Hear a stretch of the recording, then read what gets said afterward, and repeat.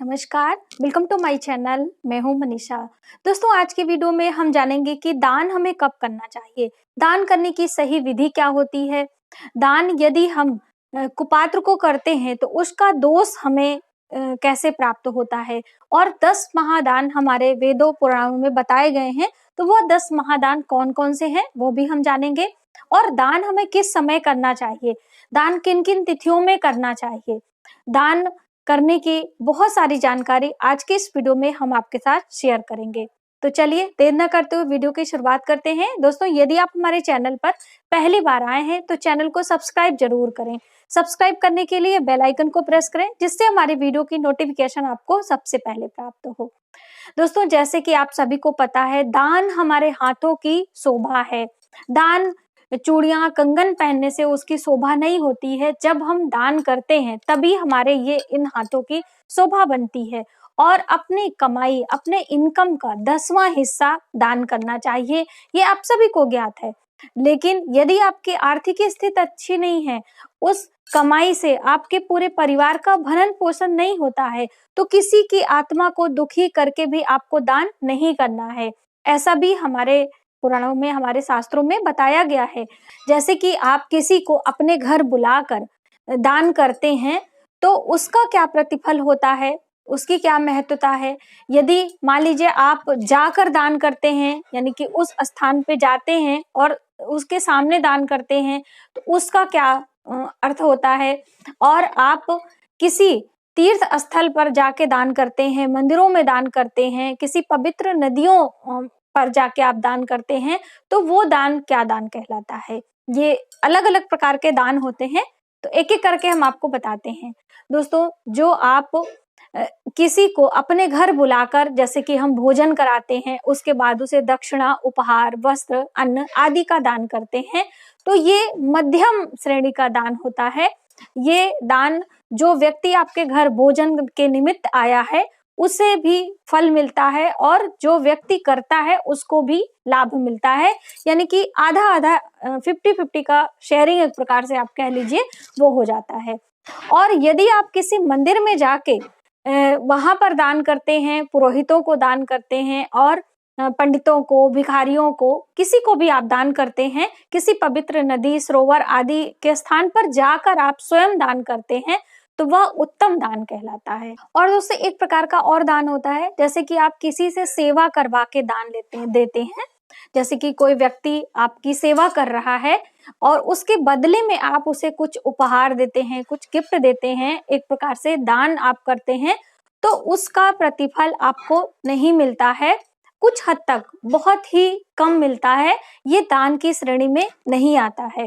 ये एक प्रकार का आपका बिजनेस कह लीजिए, कि आप कुछ के बदले कुछ दे रहे हैं, यानी कि वो आपकी सेवा कर रहा है, उसके बदले में आप उसे कुछ, जो भी आप शुल्क कह लीजिए, उसे आप दे रहे हैं, तो ये दान नहीं माना जाता। बहुत सारे लोग अपने घर में कार्य करा के और उसे कहते हैं, तो वो दान नहीं होता है।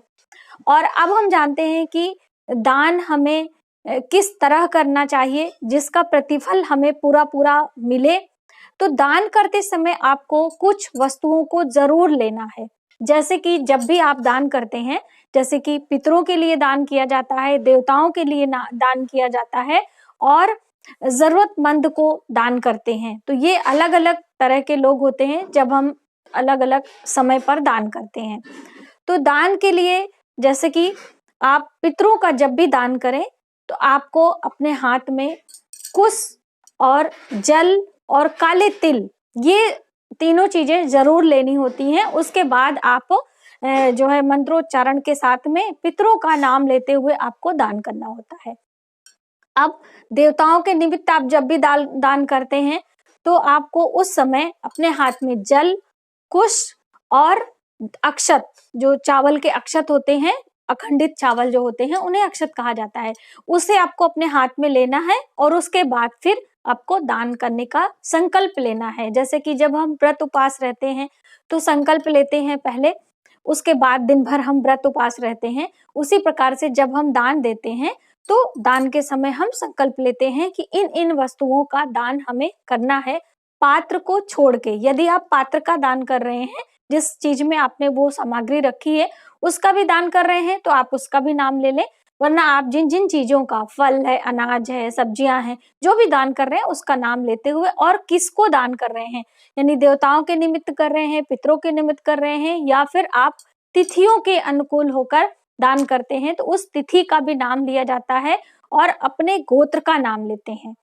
तो इस तरह से आप दान यदि करते हैं तो इसका प्रतिफल आपको अधिक मिलता है, यानी कि इस जन्म में तो आपको दान का फल मिलता ही है, अगले जन्म में जब आपका दूसरा जन्म होता है आपके कर्मों के अनुसार, उस जन्म में भी ये दान आपका एक प्रकार से सेविंग हो जाती है और उसका भी प्रतिफल आपको मिल जाता है। तो इस तरह से दान करने का विधान बताया गया है। दोस्तों अब हम जानते हैं कि हमें दान कब करना होता है, यानी कि रात्रि के समय, जैसे कि आप सभी को पता है कि हमें दान नहीं करने होते हैं, लेकिन कुछ एक समय ऐसे होते हैं जब आप रात्रि और दिन का चयन नहीं करना होता है, आप दान कर सकते हैं। जैसे आपके घर किसी पुत्र या पुत्री का जन्म हुआ है, तब आप कभी भी दान कर सकते हैं, या फिर आप किसी मृतक का क्रियाकर्म जो किया जाता है उस समय भी आपको रात्रि और दिन का चयन नहीं करना है, आप कभी भी दान कर सकते हैं। या फिर आप संक्रांति के समय, जैसे कि हर महीने संक्रांति आती है, या फिर जो वर्ष में जो प्रमुख 2 संक्रांतियां होती हैं, जैसे अभी मकर संक्रांति आने वाली है जब सूर्य दक्षिणायन से उत्तरायण जाते हैं, या फिर जो कर्क संक्रांति होती है जिसमें सूर्य उत्तरायण से दक्षिणायन जाते हैं, उस समय आपको जो है रात्रि और दिन का ध्यान नहीं देना है, आपको दान कर लेना है। और क्या क्या चीजें दान करेंगे, ये तो आपने समय का जाना कि आपको इस समय दान कर सकते हैं, कोई इसमें ध्यान ज्यादा नहीं देना होता है, लेकिन क्या क्या चीजें आप दान करेंगे वो भी समझे। जैसे कि आप दक्षिणा दे रहे हैं, अन्न दे रहे हैं, विद्या का दान कर रहे हैं, साथ में आपको दीप दान कर रहे हैं, जैसे दीप प्रज्वलित करते हैं, तो उस समय भी आपको रात्रि और दिन का चयन नहीं करना है, आपको दान कर देना है। तो ये सभी प्रमुख चीजें होती हैं जिसे आपको हमेशा ध्यान में रखना है। और दोस्तों ग्रहण के दौरान भी आप दिन और रात्रि का चयन ना करें, आप दान कर सकते हैं, चाहे सूर्य ग्रहण हो अथवा चंद्र ग्रहण हो। तो ये सभी आपने जाना। अब हम जानते हैं दोस्तों कि हमें जब हम दान करते हैं तो हमारा मुख किस तरफ होना चाहिए, जो व्यक्ति दान ले रहा है उसका मुख किस तरफ होना चाहिए।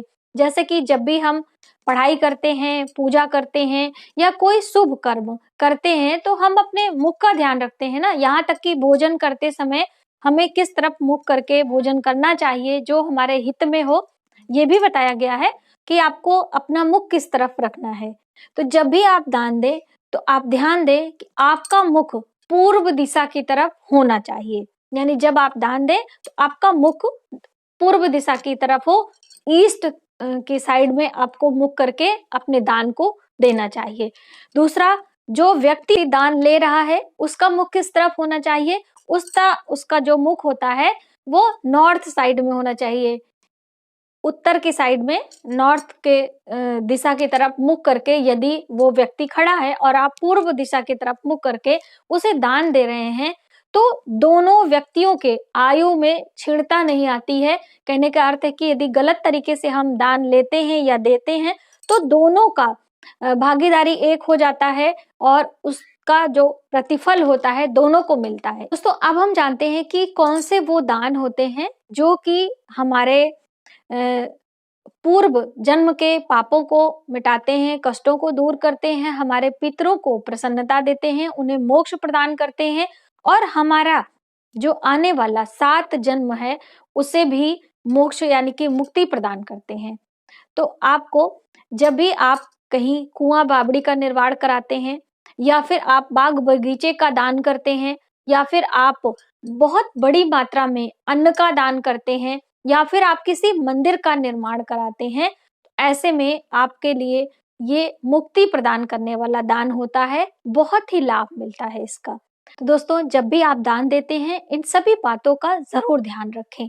और वैसे तो आप जब भी कभी किसी रोगी की सेवा करते हैं, किसी वृद्ध की सेवा करते हैं, किसी अतिथि का सत्कार करते हैं या किसी अन्य परिजन की सेवा करते हैं, लूले लंगड़े या फिर जो भी विकलांग लोग होते हैं उनकी सेवा करते हैं, तो ये विशाल दान में आता है, ये सबसे बड़ा दान माना जाता है।